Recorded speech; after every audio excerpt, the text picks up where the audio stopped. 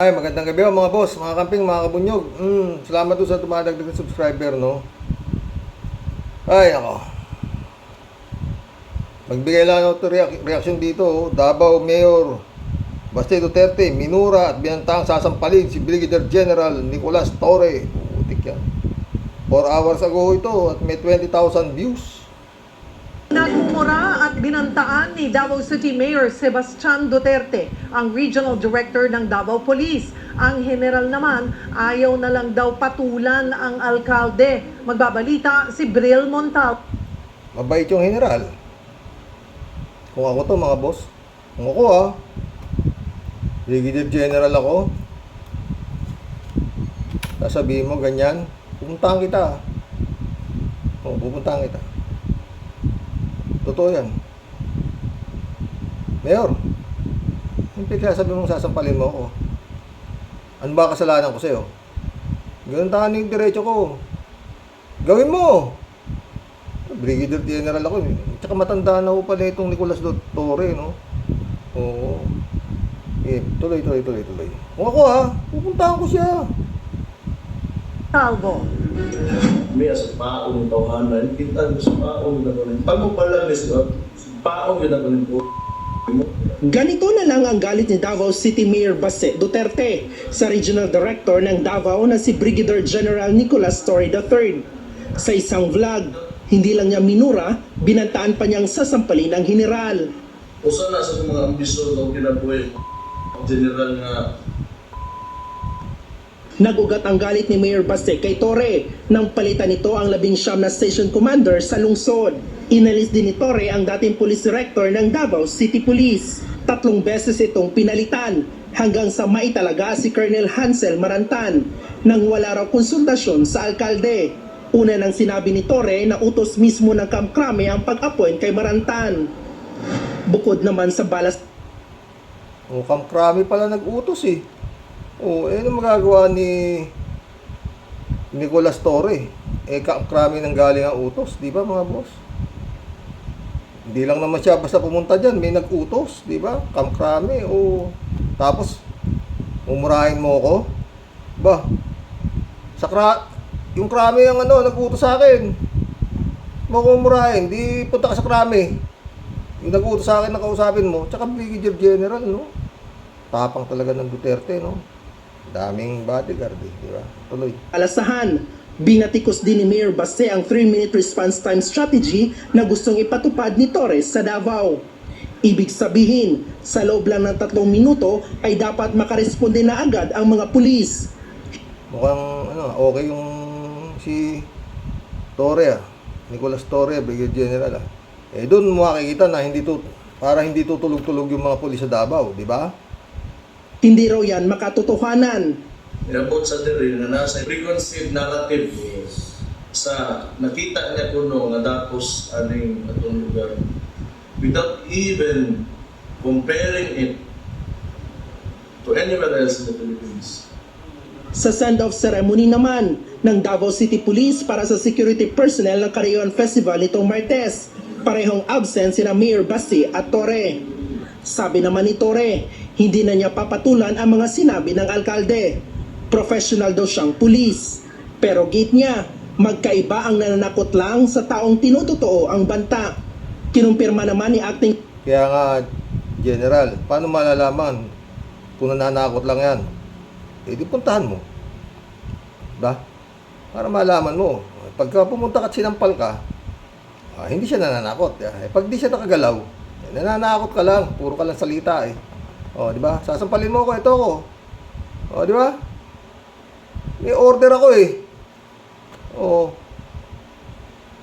City Director Marantan na nag-usap na sila ni Mayor Baste.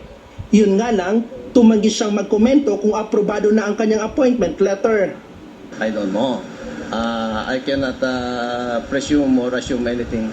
Basta ako, gagawin ko kung ano ang mandate ko na pumunta dito sa Davao City. Para sa one page, Bril Montal. Mga friend, kung kayo ba, Brigadier General kayo, tas mayroon kayong order na tsaka regional director yata, ba? Hindi basta-basta yung gustong sampalin ni Baste, di ba? Oh. Kung ako taas ng katungkulan ko, Brigadier General ako, tapos magbablog ka na kung ano, pumurahin mo ako. Bakit? Ang kasalanan ko sa'yo. O, di ba? Kung tutuusin nga, mga friend, siya may kasalanan din eh. Bakit? Mayor ka ng Davao eh. Nandyan yung fugitive na si Kibuloy eh. Hindi mo mapahuli-huli. Sinasabi na nga ng tatay mo, nandyan lang sa Tamayong, ayaw mo pahuli. O, di ba? Eh, anong order mo? Wala kang ano sa pulis. Wala kang kuman. Di ba? O, di wala kang kuman. O, di kaya nga tataranta tong ano eh, gobyerno ni Marcos eh. Kung paano eh, di ba? O, magse-serve lang ng arrest warrant eh. O, di ba? Patong-patong yung arrest warrant ni Kibuloy. Kongreso, Senado, meron pa sa korte. O, hindi makapasok, walang ano, o di ba? Kaharian talaga eh, no, mga friend. Tsaka anong gusto mangyari ni Baste? Siya pipili ng pulis niya. Kailangan chokaran niya yung mga pulis sa Davao. Susunod sa gusto niya. Na pag sinabi niya, oy, war on drugs tayo. Patay ng patay, di ba? Oh. Siya, sasampalin mo yung general, eh, di, mas mataas pa siya, ibig sabihin. Anyway, eh talagang ganun, general ka lang eh. Yung Commander-in-Chief of all Armed Forces of the Philippines nga, eh, pinababaan ni Baste sa pwesto eh. You resign, Bongbong Marcos. Eh di ba? Ganun katindi si Baste. Wala siya sisinuhin. General. Kaya kung ako kay General, puntahan mo para makita mo yung daldal kung kaya niyang gawin, di ba? Mga friend. Ngayon lang ako nakakita ng mga ganito eh. Sa buong, only in the Philippines nga yata ito eh, di ba? Oh, taki mo, General, mumurahin, tapos susampalin. At saka yun, siguro ngayon lang din ako nakakita. Yung sheriff eh, pinagbubugbog eh. Hindi man na nakapagkaso. Talagang yan Davao, no mga friend. Kaharian talaga ni Duterte yan, di ba? Oh. O Michael Yang, wanted na. Oh, hindi rin umaatin ng mga patawag, wala, wanted na. Oh. Winanted na lahat. Oh, si Harry Roque lang matapang, atin ng atin eh, di ba? At walang ginawa kundi magpalusot. Oh. Eh mukhang hindi lulusot si si Harry Roque, hindi lulusot mga boss. Sa klase hindi pwede siya lumusot siguro kung ang kausap niya. Yun nga, yung mga mangmang, putik, sinusuri siya talaga eh. Ang tatalino rin yung sumusuri, hindi naman basta-basta tsaka yung mga sumusuri, talagang alam na yung mga kananya, nagpapalusot lang siya. Oh, hindi raw sa kanya bahay, may mga pinakikitang retrato na house blessing. Oh, doon sa Benguet, ng bahay niya. Putik. Pero papalusot pa rin, no? Talagang ibang klase talaga itong mga to. Alam niyo mga friend, meron pa isa. Yung mga sinasabi ni Sara Duterte na proteksyonan niya yung pamilya ko, ganito, natatakot siya sa buhay niya, dahil binawasan siya, mga ganun, no? Alam niyo, itong pamilya na ito, sanay ho ito sa Saywar. Sanay sila sa Saywar. Ang dapat para sa akin lang, mga friend, ang dapat mag-ingat, yung mga kumakalaban dito. Totoo lang. Kung saan sila galit na galit, dapat yun ang mga mag-ingat. Lalo to si His Excellency, dapat yan ang mag-ingat. Yung pamilya niya nang dapat mag-ingat. Talagang dapat yan ang mga bantayan. Dahil yun, kung sinasabi nga na ang sindikato talaga to eh. Davao Mafia nga, sabi nga ni Senador Trillanes eh. O, diba? Sabi nga, at saka crimes against humanities, ibig sabihin, walang kwenta ang buhay ng tao dito sa mga to. Diba? Kaya nilang magpapatay. At kayang pumatay, Tapos sila pa ngayon ang kawawa sa mata ng DD shit. Di ba, friend? Wala ako talaga. Ewan, kung hanggang saan naaabot tong investigator, dami. No? Yan, nanood ako sa Kongreso. Yun nga, iniimbestigahan yung tungkol sa mga pogo, no? Uy, nakakita ko si Enrile. Respetado pa rin si Enrile. Oo. Ang haba ng speech ng anak niya. Ang haba. Oo. Kasi mayroong pasugalan dito sa Cagayan eh. Oo. At nung hindi ho basta sugalan eh. Meron nga raw ho doon mga nakapagsabi lang sa akin na nakapunta na ron. Meron ho doon isang palaruan, hindi ho pwede pumasok ang Pilipino. Puro inchik lang ang naglalaro. Oo. Malaki rin yun eh, sa Cagayan sabi nila. Yung Freeport zone doon. Bahala sila, di ba? Basta ipatupad nila kung ano sinabi ni Marcos na ban ng pogo, di iban. Kung paano gagawin nilang pagbaban, di ba? Madali magsabi, di ba? Ang problema, paano mo gagawin? Yun lang yun, mga boss. Balik tayo dito kay Baste. Kung magsalita si Baste, kala mo naman napakahusay mo. Hindi mo nga mapadakip si Kibuloy. Sinabi na ng tatay mo, nandun na sa Tamayong, hindi mo na mapahuli-pahuli sa mga pulis. Ba? Sa mga pulis na ngayon, dapat nga sa totoo lang, palitan na yung buong kapulisan sa Davao eh. Yung talagang hindi hawak na ito eh. Baguhin lahat eh, hindi lang yung mga doon, lahat na. Palitan. At magtalaga talaga ng krami nang palang gagaling ang kung sino itatalaga dyan eh, di ba? Gusto nang mangyari ng mga Duterte, yung mga pulis na doon sila ang susundin eh.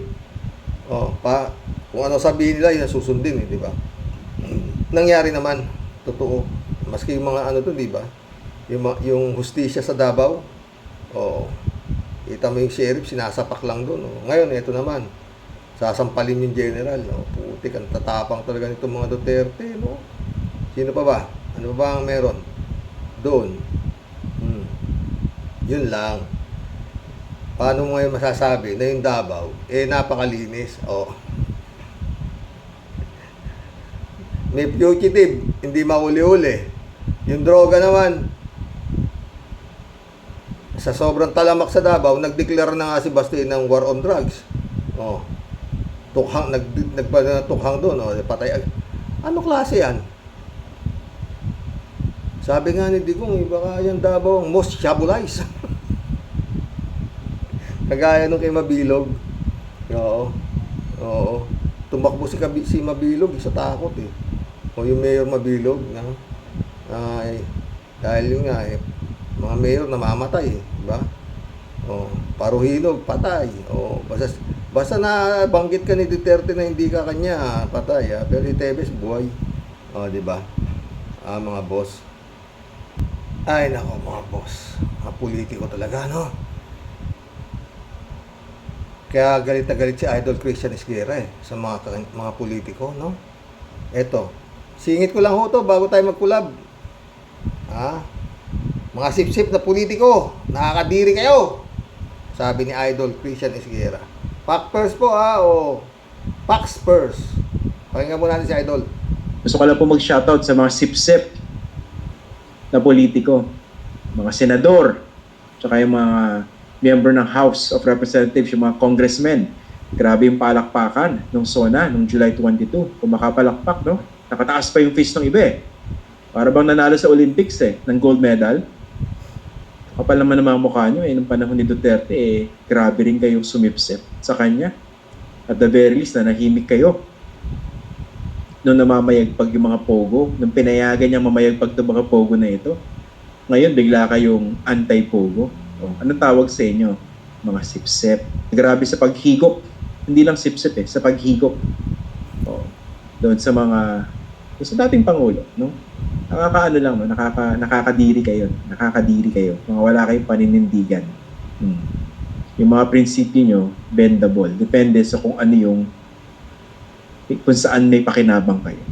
Gusto ko lang po mag-shoutout sa mga sip-sip na politiko, mga senador, tsaka yung mga member ng House of Representatives. Ay, nako mga boss. Idol. Masanay ka na. Yan na talaga kalakaran. Pag hindi ka sip-sip, matutulad ka kay Professor Cielo Magno, di ba? Tatanggal ka. Oh. Di ba ganun? Idol Christian Isguera. Kaya kailangan magaling ka sa pagsisip-sip. Kung sino na nakaupo. Hindi lang magawa nila Bongo eh. Tsaka nito si Bato pagsisip-sip kay Marcos eh, di ba? Dahil yari sila sa Duterte. Remember, Duterte ang gumawa sa kanila, di ba? Kung hindi kay Digong eh, magkakaroon ba ng maraming star yung si Bato? Mag-collab na po tayo mga boss. Raul Villanada, shout out. Kuya Rox, at sa inyong mga bahay, God bless. Always God bless, Raul. Raul ulit oh. Nagrereklamo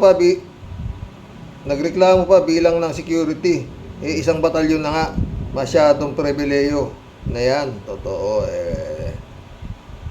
paano siya ang anak ng pinakamagaling na naging presidente sa Coraco. David Ali Mendoza sumagot oh. Gusto niya po kasi siguro na malagay sa Philippine history na government official na may pinakamaraming PNP bodyguards, di ba? Siyempre, yun na nga yun eh. Raul Villanada ulit oh. Mas delikado pa nga ang kalagayan ni Senator Risa. Mga sindikatong Pogo, mga kampon ni Digongyo at Kibulok, multo nila mismo, takot sila. Totoo. Kalat ni Baya, shout out. Shakira Milu, shout out. May you have a blessed day. Ingat at magpakabait ka palagi, sabi ni Kalat ni. Shout out, Akira. Al-Ulalia, shout out Feeling talaga ni Fiona walang ace na siya ang magiging presidente. Di ba nung kampanya nakasakay pa yata sa military vehicle? Kung hindi sila nag-usap sa term sharing, posibleng agawin nila kay BBM ang presidency dahil weak leader nga daw ito. Yan ang ebidensya ng maniobra sa eleksyon alas ng Duterte laban kay BBM. Good day sa Rox at sa mga ka-warriors. God bless Al-Ulalia. Librado Ludovico, shout out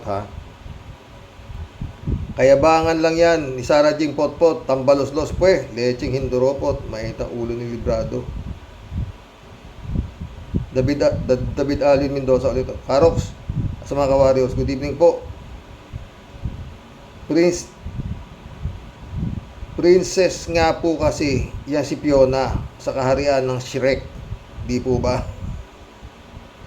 Kaya nga po, sandamu ka lang bodyguard niya. Daig pa niya ang mga sikat na singer sa buong mundo gaya ni Taylor Swift, Ariana Grande, Beyonce at iba pa. Gusto niya sigurong magkaroon din siya ng Howie Boys. Hoy, babaeng Shrek, walang pakisayo ang mga tao kahit siguro maglakad ka sa buong Metro Manila ay walang lalapit sa'yo. Takot lang nilang mabuntal. Totoo yan, David. Federico Mandak, shout out Ganyan mga kapritsyo ni Sara. BP pa lang yan. How much more kung presidente na yan? Gumagawa kasi ng drama para mabaling ang atensyon ng tao at hindi napag-usapan yung pagpunta nila sa Germany sa kasagsagan ng bagyo. Totoo yan, Federico. David Alin Mendoza ulit Karoke, dagdag ko lang po tungkol kay Senator Jinggoy na binalaan ng NBI tungkol kay Mayor Go. Ang tapang ngunit dapat subalit pagdating kina Kibs at Bantag ay no comment siya. Pero sa baka naman po sa ibang forum niya sasabihin, yun kasi nga po, Pogo, ang Senate hearing noon, nandun siya. At saka napansin ko din po na walang masyadong tanong si Jinggoy kay Harry Roque. Mukhang takot magtanong. Yun lang. Pansin mo ba yun? Pero napansin ko rin yung medyo mabigat din yung tanong sa kanya. Pero yun nga rumapeke si Harry Roque Pero San Juan, shout out. Good evening po, Karox. sa mga nangyayaring investigasyon sa Senado at Kongreso ay panahon na para magising ang taong bayan. Huwag maging bulag at bingi sa katotohanan. God bless po sa ating lahat. God bless, Ferdinand San Juan. Problema nga, pagka nandiyan na yung 500 sa harapan di ba? Pulito Rubilo, shout out. Brother, okay. Kailangan nilang pamilyang Duterte na maraming bodyguard dyan sila matapang dahil maraming nakapaligid na security. Tama sinabi ni Kawal de Carbonell. Ang tapang ng mga Duterte dahil may mga security. Totoo. Eli, shout out. Tama ka, Boss Rox. Sobra takot ng mga Duterte dahil takot balikan ng mga nabiktima nila. Di ba? Ted, shout out, Ted. Siguro ka, Roque, kung bakit kailangan ni Sara ng isang tambak na bodyguard ay dahil tambak din ang asar sa kanya. Maaring yung 32 million niyang botante ay asar na rin sa kanya. Masyado kasing maarte. Wala namang sinabi kundi puro no comment at no comment. Siya nang bawasan ang kanyang bodyguard. Sana no comment siya nang bawasan ang kanyang bodyguard. Oo nga nung binawasan yung bodyguard niya, marami siyang comment. Ay, Ted. Anita Japon, shout out. Magandang gabi po, Sir Roque. Stay safe. Kayo ng loving wife mo po. Keeps healthy and God bless po tayong lahat. God bless, Anita. Sumagot si Ika lahat niyo. Miss Ann. Hi there, Miss Ann. God bless din sa'yo. As always, sana happy and safe ka paragi. May you sleep like a baby and may you have the sweetest of dreams. Ingat. Bernardo Jansing, shout out ha. Magic lang ang pagkaupo ng mga dyan, by hook or by crook. Nakakuha nila ang mga gusto nila. Naniniwala ako sa iyan, Bernardo. Chupista Bunao, shout out ha. Gandang gabi po, kuya, at sa iyo pong may bahay at sa mga ka-warriors. Naku, kuya, isa lang ang tawag dyan, naunahan mo pa ako. Sasabi mo po, takot sila sa sarili nilang multo. Totoo, diba? Tsaka yun nga. Magnanakaw, takot sa kamkam magnanakaw, ha?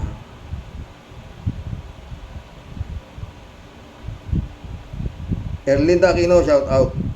Kuya, bakit naman pati si Babalina ng Senado nag-uutos kay General Marbil na ibalik ang mga pinull out niyang mga bodyguard? Kung naman Anita, Erlinda, presidential daughter nga. Presidential sister siya. Ay, nako, Babalina. Chupisa Bunao ulit. Ang saya mo po talaga, kuya. Lagi ka po na mamali-mali. Yan ang masaya sa grupong ito. Lagi po kayong nagpapatawa. Salamat Chupista. Walang magagawa puro tayo seryoso. Todas tayo dyan. Erlinda Aquino. Kuya, kaya takot ang mga dutae kasi marami silang atraso sa taong bayan. Yun na nga yun, Erlinda. Pero tignan mo naman, 32 million. Ganyan na lang ang takot mo sa seguridad ng buhay ng pamilya mo. 32. Putik yan. Kaya niniwala talaga ako na mukhang nagkaroon ng hokus-pokus nung nakaraang eleksyon Mabait lang si BP Leni. Hindi siya kagaya ni si Excellency na sa 6 na taong pag-upo ni BP Leni sa pagiging pangalawang pangulo, walang sinasabi kundi siya ay dinaya. At hanggang sa kampanya, yun ang dala nilang panira kay BP Leni na ito ay nandaya. Anak mapatay. Ano nangyari? Nasaan na yung ang nakinabang ng gusto si Garcia. Napwesto siya sa Comelec, Pero itong si Glenn Chong nangakak na nandaya at kung ano pigsasabi niya ngayon, ayun. Minumura niya si yung asawa ni si First Lady tsaka si Bongbong. Nandaya kay ka. Pa yung mga aso-aso na yan. Si Harlico, di ba? Ay nako, Lord. Ted ulit oh. Ang mga associates nga pala ni Donald Trump ay mga convicted criminal at isa siya sa mga yon. Tulad ni Digong, ang mga nakapaligid, nakakampi ay mga kriminal. Meron pang nagpapa-qualified para maging kriminal. Ang iba ay pinoproseso pa sa Senado at Kamara, tulad ng mga sangkot sa war on drugs, sangkot sa Pogo, diba? Mabunga nga rin pala yung Donald Trump, napanood ko mag-speech. Oo, magaling din manira. Binibira niya yung kalaban niyang pagka-presidente, yung babae, no? Marami siya sinasabi. Ewan ko ako mananalo yan. Oo. Pero kung ganyang klase ang forma ni Trump, baka matalo yan. Shirley J. Sir, shout out. Ay naku, alam naman ng karamihan na sobrang maluho yan si Sara. Sabi nga ni former Senator Trillanes, asal bata. Kung yan ang maging presidente ng Pilipinas, naku po, katakot. Totoo yan, Shirley. Hindi lang yan ang katakot. Ang tandem niyan sa 2028 na pinopers, si Kimo. Ano sasabi mo dyan? Johnny B. Good, shout out. Gandang gabi, Karoke. Tama ka, Karoke. Bakit ngayon lang itong si Jinggoy magbibigay ng ultimatum sa mga pulis at NBI? Kunwari lang yan at para masabi lang may malasakit siya sa batas. Palibhasa, alam niyang hindi na mahuhuli si Alice Go, kaya malakas ang loob niyang ipahuli ito. Galing mo naman, Johnny B. Good. Your guess is as good as mine, di ba? Ay nako. Kalat ni Bayo ulit. Good morning, Kasani. Labanan mo sila, Kasani, kahit ano kahirap, laban lang. Ang tari ng Itiagi ay hindi umaatras. Hello, mga bear. Okay lang si Mama. Sasabong ka ba, Kalat ni? Imelda Go. Shout out. Nung nagbakasyon siya sa Germany, si Sara Duterte, kasama ba niya lahat ang security guard niya? Hindi Iniwan yata masyado malaking gastos yun. Buti sana kung okay pa sila nung administrasyon, hindi na. Diba? Ramon Valencia, shout out. Bossing, marami kasi silang winalangya, kaya hindi nila alam kung sino ang kalaban nila. Kaya kailangan nila ng maraming bodyguard. At si Shoki, napanood ko, ini-interview ni Nadia doon sa bahay niya.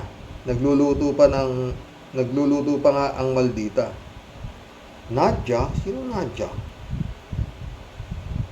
Ramon Valencia ulit Bossing, dapat dyan, bantayan na kasi baka magaya rin yan. Sa iba, itatago ng sindikato o baka itumban na rin yan para tumahimik. Marami yan alam sa sindikato.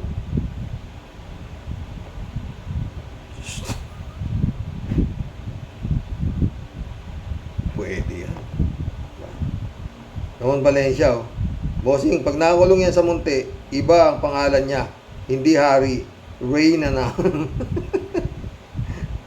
Ay, talaga kayo.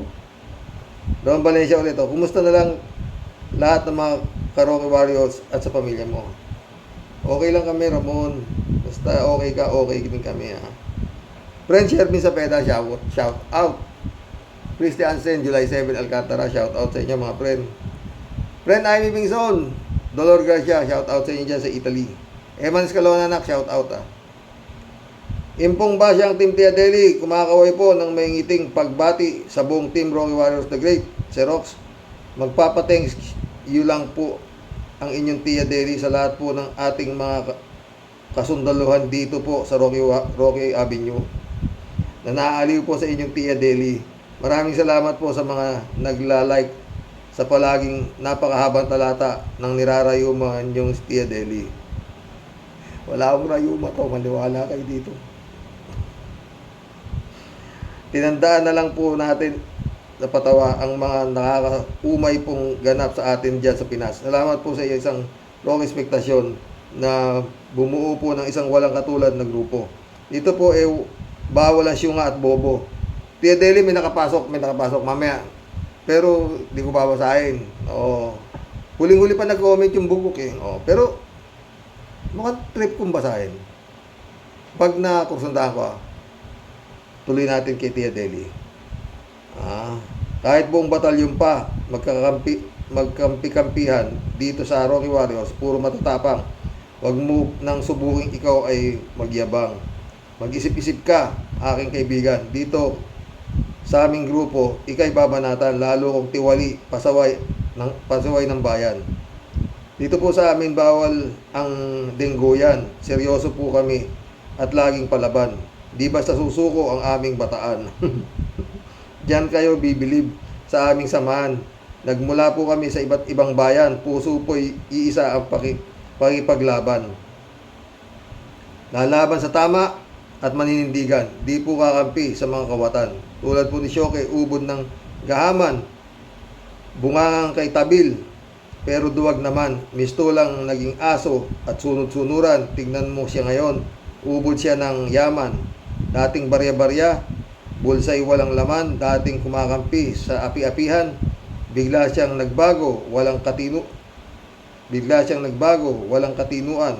Pag pera ang nangusap, ikay nabusalan. Totoo yan, Tia Deli ka. Matino mong isip, napunta sa ewan. Hoy, Shoking Butanding, walang kahihiyan. Kapal ng mukha mo, ang siya mong sandalan, daig pa ng buhaya sa pagkagahaman. Galit na naman siya, yung emoji niya. Tingin ng iba at ng karamihan, tagapagtanggol daw na parang si Batman. Ewan ko lang ngayon, kanyang babagsakan si Piryong at Dagul na nasa kulungan. Hindi mapera yan, friend. Baka may taga-masahe pa yan. Tignan mo sa dami ng nanakaw niyan. Matagal ng sabik na inihintay na lang ng bagong kakosa, matinik na laban. Ihanda ang puwit mo, butas na baluang. Di daw sasantuhin, di rin uurungan. Yung Tia Deli, pagpasensyahan lang sa pagpapatawa, di mapigilan. Ang akin pong inis, diyan ko dinadaan. Sakit ng rayuma, di ko nararamdaman. Kapag Shoke, Fiona, ang ating usapan. Di palalampasin, makipagbanatan. Sakit sa dibdib mo at kasukasuan, mapapawi lahat sa taway idaan. Kaya nga lalayas na inyong pong basyang, kinakabag na po, di na mapigilan. Muli salamat po mga kasamahan. Muli po ay bukas ating abangan ang topic ni Sir Rox, tuloy ang banatan. Kaya ang lahat po, pinag-iingat lang. Daan Rocky Warriors, inyo pong iwasan. Ayaw nyong mabolyakan, kayo ang tamaan. Cassandra Daisy, shout out Sabi niya, kailangan ng sangkatutak na bodyguard ni Sara para marami silang atraso sa mga Pilipino. Nagpunta sa Germany para manood ng Taylor Swift at baka nag-deposit ng confidential money sa maliit na bansa na malapit sa Germany. Toto Kausing Bunyog, senador, para sa mga nanakawan. Bunyog, mga boss, Bunyog. Party list, mga friend, oo. Ngayon pa lang, kampanya niyo na si Atty. Enzo sa si Atty. Toto Kausing dyan sa inyong mga kaibigan, kamag-anak, di ba? Ano po si Diego, shout out. Sir Rox, mas maraming bodyguard, mas matapang. Ayan. Sa mga bodyguards kasi nanghihiram ng tapang ang mag-aamang yan. Sinabi mo pa, Arnulfo. Yung mga bodyguard na to, siyempre, putik, ang laki magbayad yan Ano to? Artem Ginto.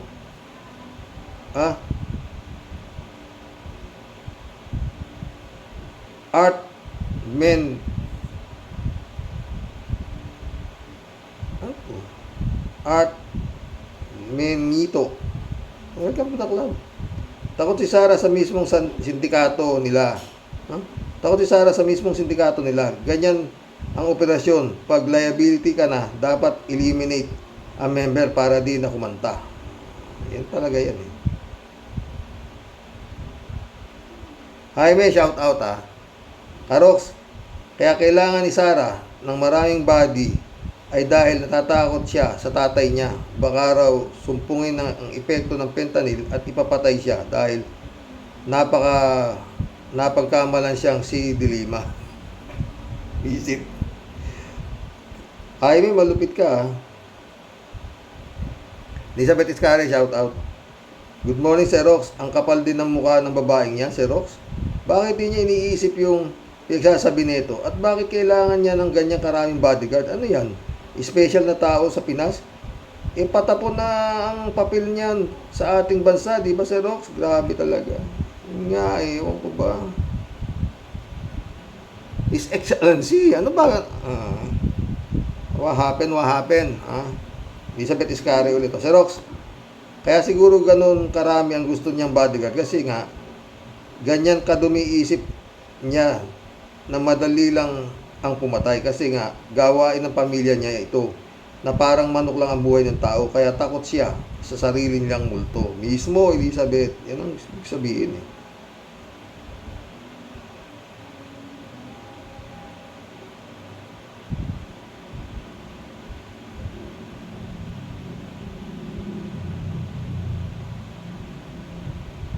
Elizabeth Iscari ulit oh. Dagdag comment ko pa po dito kay Rocking Bakla. Halata naman na nagsisinungaling ito na kanyang bahay doon sa Benguet na nahuli doon ang 2 inchik na wanted ng Pogo. Ang tanong, bakit doon nagtago sa mismong mag-aari niya? Ibig sabihin may koneksyon itong si Bakla na yan. Pinapairal niya ang pagkaabogado niya at alam niya at sanay itong mapaikot sa atin lalo na di naman mga abogado yung mga senador. Buti na lang di nagpatalo itong sila Senator Ontiveros at Gatchalian. Kaya lang nakukulangan lang ako sa mga pagtatanong nila dito para mabuking ang baklang ito ay hindi pa tapos ang laban ni Elizabeth Iscari. Marami pang tanong na darating diyan kay ex-human rights advocate, sabi nga ni Ronald Llamas. Jun Lagon, my friend, shout out ha. Dito si Pastor. Good day, Manong Roque. Kumusta na po? Parang napapatunayan ng suspicious na may balak talaga ang mga Duterte kay BBM. Nadulas siya nung sabihin niyang designated survivor siya. Hindi niya sasabihin yun kung hindi niya inaasahang may mangyayari kay PBBM. Then, natakot siya sa pagbawas ng kanyang security force hindi dahil sa seguridad niya kundi takot siya baka pagdating ng debriefing kumanta yung mga natanggal na pulis at sabihin ang balak ng mga Duterte para kay PBBM. Pwede yan, Pastor. Jeff Ramos na shout out ha. Sabi ni kay Pastor ulit, tama po, wala siyang dapat ikatakot sa safety niya kung 32 million ang bumoto sa kanya. Yung 32 million is more than 1/3 ng populasyon sa Pilipinas. Kasama na ang mga hindi bumoto. Diba? Kaya nga eh. Alam mo to, mga paawa effect lang to, friend yun eh. Totoo lang, oo. Ha? Odelia Alpilor, shout out. Hello po Sir Rox at sa mga kabosing. Grabe talaga ang Sara Kim na yan. Ang layo niya kay Madam Lenny. Layo, napakalayo. Takot siya. Sir, ginawa nilang patayan ng mga Dutertaning. Sir, mga demonyo, mga pamilya na yan. Ingat po tayong lahat na God bless po. God bless Rodelia. Rinaldo Gonzales, oh. Bakit kailangan niya ng bodyguard? Sheriff nga. Isang sapakan lang, oh, diba? Marilo Pabianak, shout out. Good morning po tayo sa mga ka-warriors. Kabaliktaran na nga po ang nangyayari mula namuno ang father niya. Ang kasinungalingan ginagawang normal. Ang patayan ginagawang achievement. Totoo yan. Yung sinasabing public servant sila, tayong taong bayan ang kailangang maglingkod sa kanila. Mismo. So unfair po talaga para sa ating mga Pilipino. God bless us po tayo at sa mga ka-warriors. God bless Marilo Castro. Reynaldo Gonzales. Ang mabigat doon, tinanong pa ni Senator Risa yung EA niya kung napunta na siya sa bahay sa Tuba Benguet at inamin niyang sila mayayari at matutuba. Tsaka Reynaldo, ilang beses na palang isinasama doon ni Harry Roque daw siya.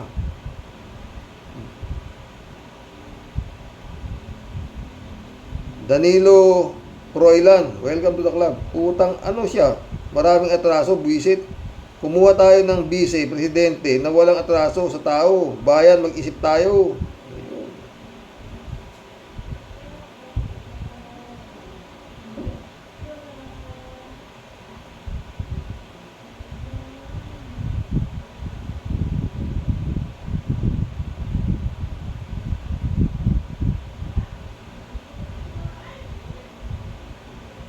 Hindi ko nababasahin tong ano to eh. May nakapasok na tanga. O, ba't kita babasahin? Di ba? Ano ka? Siniswerte. Ha? Mission accomplished mga boss. Oo. Nakapag-vlog. May nakapasok na tanga. Ay, naku. Hindi ka mababasa, bobo. Buburahin ko sana eh, kaso cellphone, dito ko pwede burahin sa cellphone ko. Isang cellphone to eh. O, babasahan ko po ng comments nyo. God bless po, mga boss. Marami pa po tayong popcorn na kainin. O. Yung kongreso, dami kanina. Parang box office. Ang ano si Shoke. Oo, di ba? Oo. Napanood nyo ba? Ewan. Hanggang bukas po muli mga boss. God bless. Baste. Wag, alam mo yung mga ganyan salita. Sa totoo lang mga friend. Yung sasampalin kita mga ganyan. Tapos ianong pa sa naka-TV ka pa. Daldal ka ng daldal doon. Lao yan. Gaya na sabi, ang ilog, pag maingay, mababaw. Hanggang bukas po muli mga boss. God bless.